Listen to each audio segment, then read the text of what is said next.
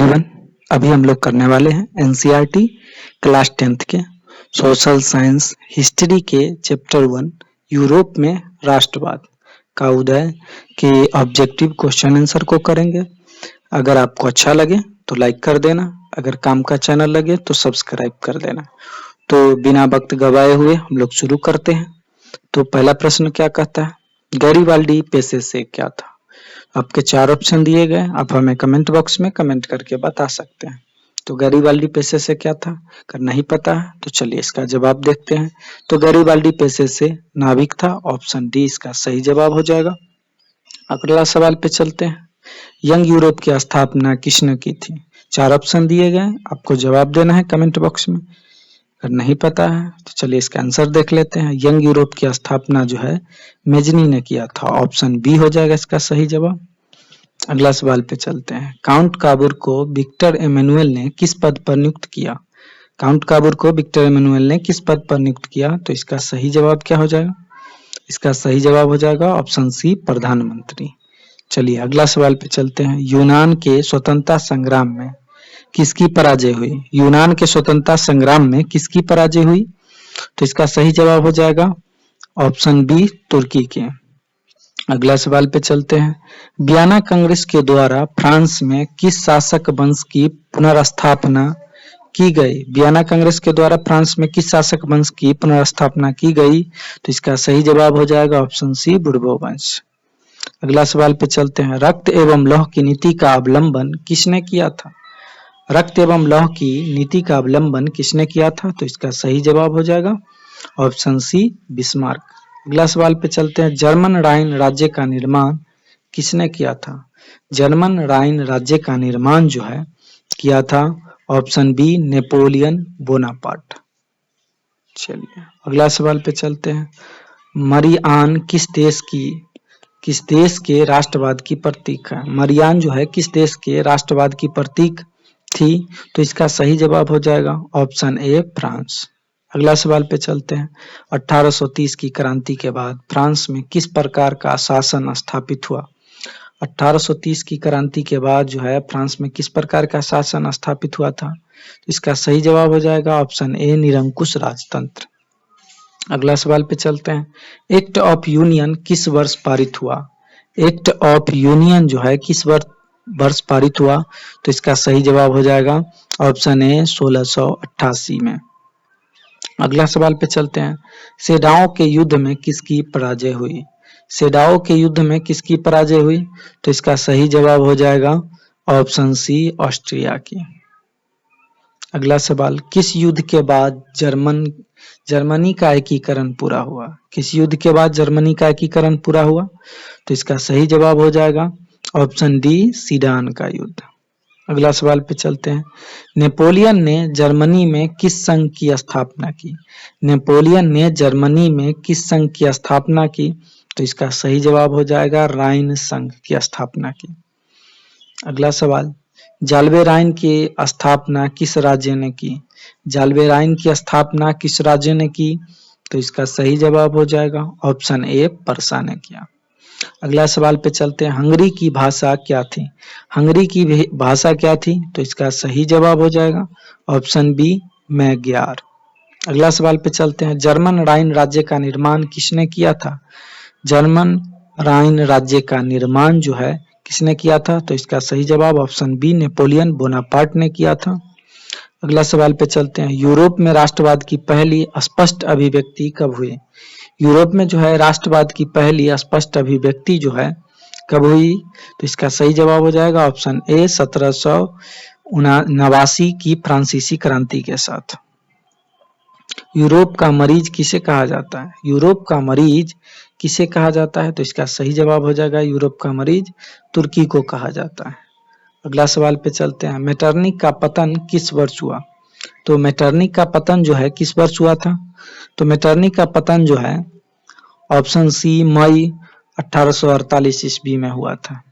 अगला सवाल पे चलते हैं, फ्रांस में किस शासक वंश की पुनर्स्थापना वियना कांग्रेस द्वारा की गई थी? फ्रांस में किस शासक वंश की पुनर्स्थापना वियना कांग्रेस द्वारा की गई थी? तो इसका सही जवाब हो जाएगा ऑप्शन बी बुर्बो वंश। अगला सवाल पे चलते हैं। इटली एवं जर्मनी के एकीकरण के विरुद्ध निम्नलिखित में से कौन सा देश था? इटली और जर्मनी के एकीकरण के विरुद्ध निम्नलिखित में से कौन सा देश था? तो इटली जर्मनी के एकीकरण के विरुद्ध था ऑस्ट्रिया। अगला सवाल, मेजनी का संबंध किस संगठन से था? मेजनी का संबंध किस संगठन से था? तो इसका सही जवाब हो जाएगा ऑप्शन डी, कार्बोनारी। अगला सवाल, जाल्बेरिन एक संस्था थी, कैसी संस्था थी बताना है। तो इसका सही जवाब हो जाएगा जाल्बेरिन जो थी व्यापारियों की संस्था थी। अगला सवाल, 1829 की एड्रियानोपुल की संधि किस देश के साथ हुई? 1829 की एड्रियानोपुल की संधि जो है किस देश के साथ हुआ था? तो ऑप्शन बी, तुर्की के साथ हुआ था। अगला सवाल पे चलते हैं। काउंट काबूर को विक्टर एमेनुएल ने किस पद पर नियुक्त किया था? काउंट काबूर को विक्टर एमेनुएल ने किस पद पर नियुक्त किया था? तो इसका सही जवाब हो जाएगा ऑप्शन डी, प्रधानमंत्री। अगला सवाल, गैरीवाल्डी पेशे से क्या था? कुछ का प्रश्न आपको रिपीट दे दिया हूं जो कि VVI है, तो आगे देखते रहें। इसमें 55 प्लस प्रश्न को मैं संकलन किया हूं और ऐसे ही लगातार प्रश्न पाने के लिए आप इस चैनल को सब्सक्राइब कर लेना। चलिए, गैरीवाल्डी पेशे से क्या था? तो इसका सही जवाब ऑप्शन ए, नाविक था। अगला सवाल, इटली एवं जर्मनी वर्तमान में किस महादेश के अंतर्गत आते हैं? किस महादेश के अंतर्गत हैं इटली और जर्मनी? तो इसका सही जवाब हो जाएगा ऑप्शन बी, यूरोप। अगला सवाल पे चलते हैं। रक्त एवं लौह की नीति का अवलंबन किसने किया था? रक्त एवं लौह की नीति का अवलंबन जो है किसने किया था? तो इसका सही जवाब हो जाएगा ऑप्शन सी, बिस्मार्क ने किया था। यूरोप वासियों के लिए किस देश का साहित्य एवं ज्ञान प्रेरणा स्रोत रहा? यूरोप वासियों के लिए किस देश का साहित्य एवं ज्ञान जो है प्रेरणा स्रोत रहा है? तो इसका सही जवाब हो जाएगा ऑप्शन डी, यूनान का। अगला सवाल पे चलते हैं। फ्रैंकफर्ट की संधि कब हुई? फ्रैंकफर्ट की संधि जो है कब हुआ था? तो इसका सही जवाब ऑप्शन ए, 1871 में। अगला सवाल में चलते हैं। किस युद्ध के बाद जर्मनी का एकीकरण पूरा हुआ? तो जर्मनी का एकीकरण पूरा हुआ था किस युद्ध के बाद? तो इसका सही जवाब हो जाएगा ऑप्शन बी, सीडान का युद्ध के बाद। अगला सवाल पे चलते हैं। यंग यूरोप की स्थापना किसने की थी? रिपीट प्रश्न है, तो आप हमें कमेंट बॉक्स में कमेंट करके बता सकते हैं। यंग यूरोप की स्थापना जो है मेजनी ने किया था, ऑप्शन सी। अगला सवाल पे चलते हैं। यंग इटली की स्थापना किसने की? तो यंग इटली की भी स्थापना, यंग यूरोप हो या यंग इटली हो, दोनों की स्थापना मेजनी ने ही किया था। अगला सवाल, सीडान का युद्ध कब हुआ था? सीडान का युद्ध कब हुआ था? काफी VVI प्रश्न है, तो इसका सही जवाब हो जाएगा ऑप्शन सी, 1870 ईस्वी में सीडान का युद्ध हुआ था, आपको याद रखना है। अगला सवाल पे चलते हैं। सन 1870 में फ्रांस और पर्सा के बीच युद्ध कहाँ हुआ था? कहाँ युद्ध हुआ था 1870 में? अभी पीछे वाले प्रश्न मैंने इससे रिलेटेड ही किया था, तो ये हुआ था सेडान में हुआ था, इसलिए इसको सेडान का युद्ध कहा जाता है। 1870 में किसके बीच हुआ था? फ्रांस और पर्सा के बीच हुआ था। आगे इस पर प्रश्न भी बनेंगे। अगला चलते हैं। वियना सम्मेलन किस वर्ष हुआ? वियना सम्मेलन जो है किस वर्ष हुआ था? तो इसका सही जवाब हो जाएगा ऑप्शन ए, 1815 ईस्वी में हुआ था। अगला सवाल पे चलते हैं। वियना किस देश की राजधानी है? तो वियना किस देश की राजधानी है? तो वियना जो है ऑस्ट्रिया की राजधानी, ऑप्शन सी इसका सही जवाब हो जाएगा। अगला सवाल पे चलते हैं। क्रीमिया का युद्ध किस वर्ष हुआ? क्रीमिया का युद्ध किस वर्ष हुआ था? तो इसका सही जवाब हो जाएगा ऑप्शन ए, 1854 में हुआ था क्रीमिया का युद्ध। अगला सवाल, राष्ट्रवाद की अवधारणा का जन्म किस घटना से माना जाता है?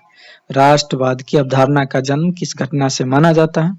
तो इसका सही जवाब हो जाएगा ऑप्शन डी, फ्रांस की क्रांति से माना जाता है। अगला सवाल, नेपोलियन संहिता किस वर्ष लागू की गई? तो नेपोलियन संहिता जो है किस वर्ष लागू हुआ था? तो इसका सही जवाब हो जाएगा ऑप्शन डी, 1804 ईस्वी में जो है नेपोलियन संहिता लागू हुआ था।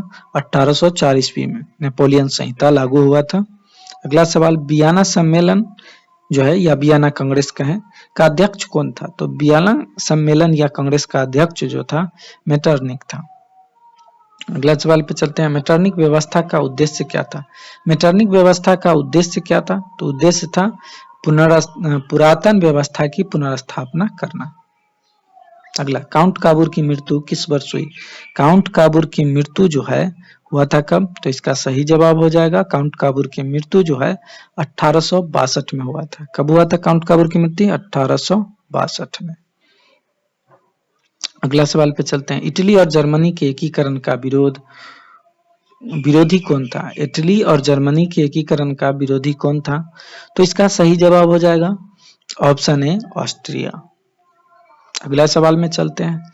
जर्मनी का एकीकरण किस वर्ष पूर्ण हुआ? जर्मनी का एकीकरण जो है किस वर्ष पूर्ण हुआ था? तो इसका सही जवाब हो जाएगा ऑप्शन डी 1871 में पूरा हुआ था। अगला सवाल, लाल कुर्ती का गठन किसने किया था? तो लाल कुर्ती का गठन जो है किसने किया था? तो इसका सही जवाब हो जाएगा ऑप्शन सी गैरिबाल्डी ने किया था। अगला सवाल पे चलते हैं। जाल्बेराइन संघ की स्थापना किस वर्ष हुआ? जाल्बेराइन संघ की स्थापना जो है कब हुआ था? तो 1834 ईस्वी में हुआ था। ऑप्शन सी इसका सही जवाब हो जाएगा। अगला सवाल पे चलते हैं। गॉस्टिन की संधि किस वर्ष हुई? गॉस्टिन की संधि किस वर्ष हुई? तो इसका सही जवाब हो जाएगा ऑप्शन बी 1865। अगला सवाल, यूरोपीय सभ्यता का पालन किसे कहा जाता है? यूरोपीय सभ्यता का पालना किसे कहा जाता है? पालना, यूरोपीय सभ्यता का पालना किसे कहा जाता है? तो इसका सही जवाब हो जाएगा यूनान को। ऑप्शन डी हो जाएगा इसका सही जवाब। अगला सवाल पे चलते हैं। एड्रियानोपुल की संधि किस वर्ष हुई? एड्रियानोपुल की संधि किस वर्ष हुआ? तो इसका सही जवाब हो जाएगा 1829 में एड्रियानोपुल की संधि हुई। अगला सवाल पे चलते हैं। सीडान का युद्ध किनके बीच हुआ था? सीडान का युद्ध जो है किनके बीच हुआ था? तो इसका सही जवाब हो जाएगा ऑप्शन डी फ्रांस और पर्सा के बीच हुआ था सीडान का युद्ध। मैंने पहले प्रश्न में बता दिया था कि इससे रिलेटेड और प्रश्न आएंगे। तो सीडान का युद्ध फ्रांस और पर्सा के बीच हुआ था।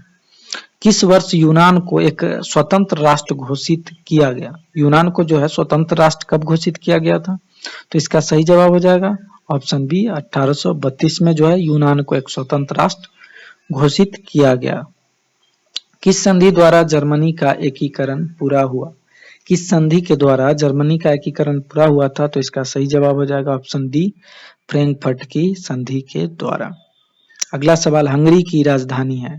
हंगरी की राजधानी कहाँ है? तो इसका सही जवाब हो जाएगा ऑप्शन बी बुडापेस्ट। अगला सवाल, गीजो कहाँ का प्रधानमंत्री था? गीजो कहाँ का प्रधानमंत्री था? तो गीजो जो है फ्रांस का प्रधानमंत्री था। ऑप्शन सी इसका सही जवाब हो जाएगा। अगला सवाल पे चलते हैं। सेडोवा का युद्ध किनके बीच हुआ था? सेडोवा का युद्ध जो है किसके बीच हुआ था? ऑस्ट्रिया और पर्सा के बीच हुआ था। अगला, ओटो को निम्न में से कहाँ का राजा घोषित किया गया? ओटो को जो है कहाँ का राजा घोषित किया गया था? तो इसका सही जवाब हो जाएगा ऑप्शन बी यूनान का। दोस्तों, उम्मीद करता हूँ ये वीडियो आपको पसंद आया होगा। पसंद आया है तो लाइक कर दीजिएगा और अपने दोस्तों के पास शेयर कर दीजिएगा। और जो लोग अभी तक चैनल को सब्सक्राइब नहीं किए हैं सब्सक्राइब कर दीजिएगा। और लगातार ऐसे ही वीडियो कोशिश करूंगा कि एक ही पार्ट में पूरा क्लियर करा दूं पूरा चैप्टर का ऑब्जेक्टिव।